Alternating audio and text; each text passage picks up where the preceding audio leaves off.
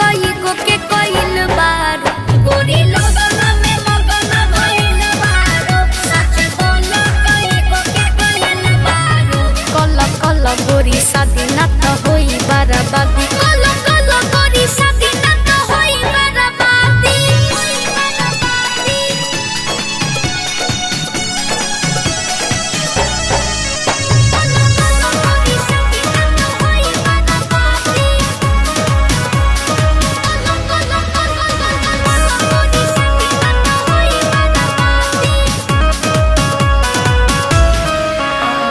झूठे वाला बाटे भतर से कनेक्शन अब गोरीली यार तो हर एक सन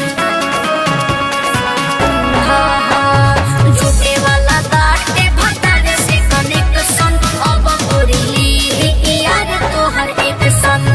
रानी काच कुआर न धइल बारू सच्चे बोलो कई गो के कइल बारू रानी काच कुआर न धइल बारू सच्चे बोलो कई गो के कइल बारू कल कल गोरी शादी न त होई बर्बादी कल कल गोरी शादी न त होई बर्बादी